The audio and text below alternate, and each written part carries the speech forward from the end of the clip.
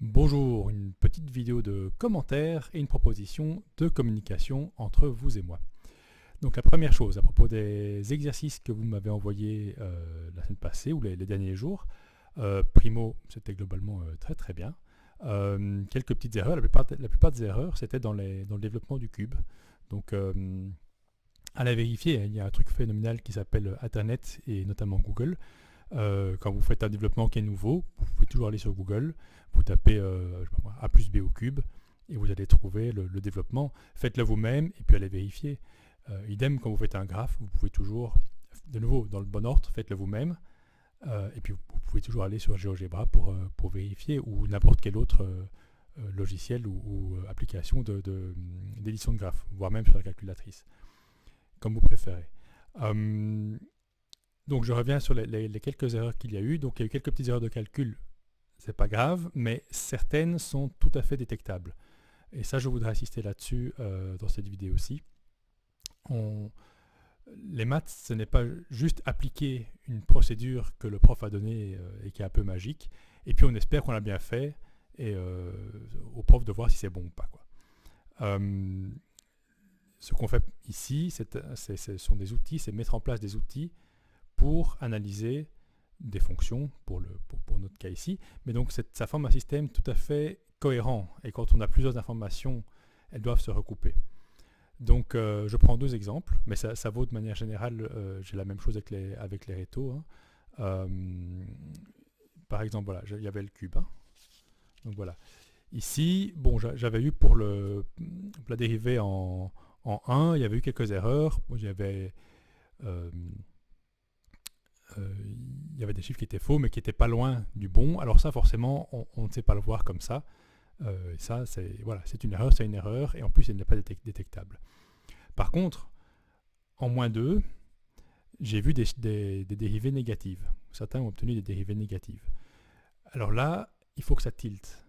Une erreur de calcul, ça peut arriver, mais dire on a une dérivée négative sur une fonction qui ne fait que monter, sauf en 0 où on a un petit plat, mais sinon partout, ça ne fait que monter, c'est pas cohérent du tout. Si c'est une dérivée négative, ça veut dire que quelque part ça descend. Là en plus, j'ai eu plusieurs fois moins 12. Moins 12, ça descend très très fort. Or ici, si on va de gauche à droite, on ne fait que monter. D'accord ? Donc quand vous avez une réponse comme ça, quand vous avez moins 12 ou moins quelque chose, ou j'ai eu des zéros aussi, ici en moins 2, pente nulle. Ça veut dire qu'il y a un plat. Or on voit bien en moins 2, on voit bien que ça monte. Donc c'est pas possible. Alors soit c'est que quelque chose n'a pas été compris, soit c'est que la formule n'est pas bonne, soit c'est qu'il y a une erreur de calcul, et en général c'est le cas. Dans 90% des cas, ce sont des simples petites erreurs. Mais revenez dans votre raisonnement et essayez de voir pourquoi c'est pas cohérent. Vous ne pouvez pas arriver au bout, dire voilà j'ai moins 12, c'est bon. Ou c'est sans doute ça, et le prof corrigera. Oui mais non, ça correspond, ça montre que vous ne comprenez pas ce que vous faites. Ou en tout cas que vous n'essayez pas de voir à quoi correspond cette réponse. D'accord ? Donc voilà, un autre exemple dans les exercices précédents où il fallait analyser un petit peu les asymptotes. Voilà, quelqu'un avait fait l'analyse et avait trouvé qu'il y avait effectivement deux asymptotes ici qui étaient corrects, avait trouvé que des deux côtés ça allait chaque fois vers plus l'infini, ici et ici, et qu'il y une une ordonnée à l'origine ici, dans les négatifs. D'accord ? Et en continuant l'analyse, avait cherché les racines et concluait qu'il n'y a pas de racines. Eh bien, c'est pas possible. Vous ne pouvez pas avoir, comme c'était une fraction, les deux seuls endroits où il y avait des problèmes, c'était ici, là où il y a les asymptotes. Partout ailleurs, la fonction existe, et c'est une courbe classique, on va dire. Vous ne pouvez pas venir de l'infini, arriver dans le négatif et repartir vers l'infini, sans couper l'axe x. Donc, il y a des racines. Donc, soit il y a une erreur dans le calcul et il y a des racines, soit il y a une erreur ailleurs, comme c'était le cas ici, il n'y avait effectivement pas de racines, et ça n'allait pas vers plus l'infini, ça venait en fait de moins l'infini. Donc ça venait moins l'infini, ça passait par l'ordonnée à l'origine et ça partait vers moins l'infini, sans passer par l'axe des x, donc effectivement il n'y avait pas de racine. D'accord ? Mais donc voilà, avec plusieurs informations différentes, ici les asymptotes, est-ce qu'on va vers plus l'infini ou moins l'infini, l'ordonnée à l'origine et les racines, ça forme une analyse, ce sont différentes facettes d'une même fonction. Et c'est cohérent. Donc si vous voyez quelque part une incohérence, si ça vous montre quelque chose qui n'est pas possible, c'est que vous avez une erreur de calcul quelque part, ou vous n'avez pas utilisé le bon outil, quoi. Mais de nouveau, de manière générale, 90 à 99% des cas, c'est simplement une erreur de calcul. Et alors, certains trouvent ça mieux parce que du coup, il faut revenir en arrière et essayer de retrouver où est l'erreur. Mais ce qui est génial, c'est que quand vous faites ça, justement, pour vous, ou bien pour une interro, un examen ou quoi, vous pouvez savoir si c'est juste ou pas, ou au moins si c'est cohérent. Après, il peut y avoir des petites erreurs qui sont indétectables. Mais une grosse erreur, comme celle ici ou comme celle des dérivées négatives dans le cube, vous la détectez, vous savez vous autocorriger, et vous maximisez, vous optimisez vos chances de bonne réponse. Donc voilà, ça c'est la première chose que je voulais dire, c'était vos réponses, il faut qu'elles soient cohérentes avec le problème donné. D'accord ? C'est quelque chose que vous faites déjà souvent avec les problèmes. Hein. Si on vous demande une surface et que vous obtenez une réponse négative, vous savez que ce n'est pas possible, qu'il y a un problème quelque part. Mais ici, c'est la même chose. Si vous avez une dérivée négative dans un cube, ce n'est pas possible. Donc, cherchez pourquoi. D'accord ? Première chose. Alors, la seconde chose que je voulais dire, dans tous les développements un peu théoriques de l'outil dérivé que je fais pour l'instant, je mets très peu de formalisme. Donc, il n'y a pas de théorème pour tout x appartenant à R, il existe, machin, etc. C'est fait exprès. Okay ? Ce que je veux, c'est que vous ayez une intuition et une compréhension de l'outil dérivé au niveau graphique et au niveau ce que ça représente, ce que ça veut dire. Une fois que vous aurez bien compris ça, on pourra faire du formalisme et ce sera tout à fait logique, ce sera juste une façon d'écrire de manière précise et mathématique quelque chose de compris. Si on part trop vite dans le formalisme, ça va être un peu bizarre, ça va être trop compliqué.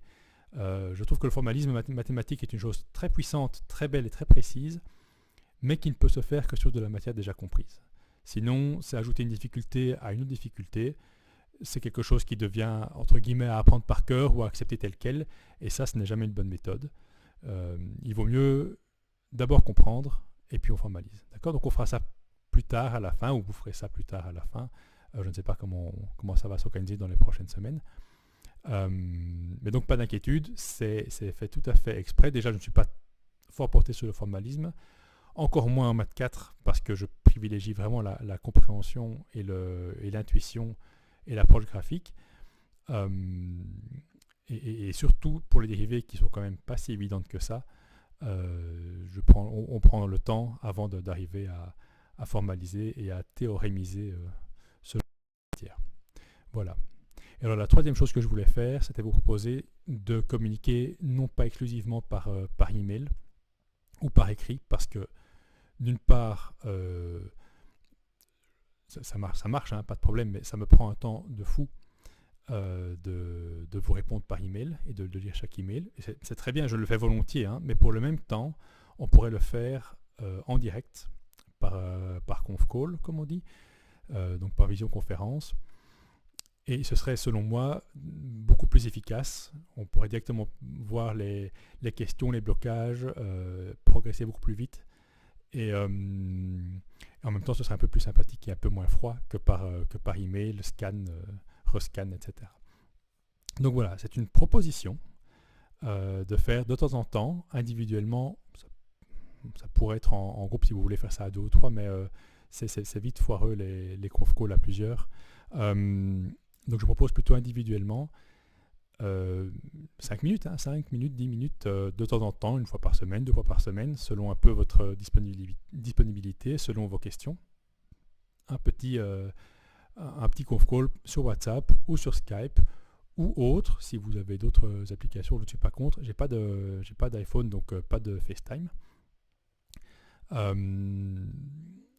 Mais voilà, ce n'est pas obligatoire. Si ça vous fait stresser à mort, pas de souci.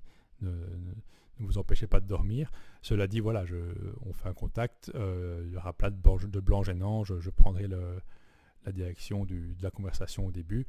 Et puis voilà, on verra ce que vous avez fait. On verra où vous en êtes. On verra l'exercice qui est fait. Si vous avez fait un exercice, envoyez-le moi par email juste avant ou un peu avant. Et on le reprend tous les deux, chacun l'exercice devant soi, et on fait le point. Également, ça peut être des questions sur la matière théorique. Et aussi, il n'est pas obligatoire d'avoir fait le dernier exercice que j'ai demandé pour faire ça. Si vous ne vous y mettez que maintenant, si vous reprenez des choses plus anciennes, pas de problème.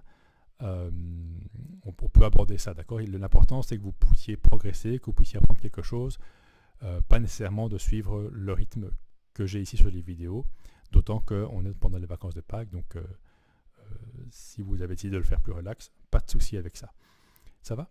Donc, pour ces choses-là, envoyez-moi un petit email avec le moyen de vous contacter, que ce soit WhatsApp avec votre numéro de téléphone ou Skype avec votre pseudo Skype ou une autre méthode. Dites-moi quand vous voulez être contacté. Moi, je suis là tout le temps, donc a priori, tout est bon, de tôt le matin à tard le soir, quand vous voulez. Et si ça ne me convient pas, je vous répondrai tout de suite par email en mettant une autre proposition, quoi. Vous pouvez m'envoyer des plages ou carrément une proposition précise, pas de souci. D'accord. Voilà, vous pouvez aussi réagir en disant que ça ne vous convient pas ou proposer autre chose. Je reste tout à fait ouvert à une communication efficace et qui convienne à chacun individuellement. Voilà, j'espère que c'était clair. Je vous souhaite une belle fin de journée. À bientôt.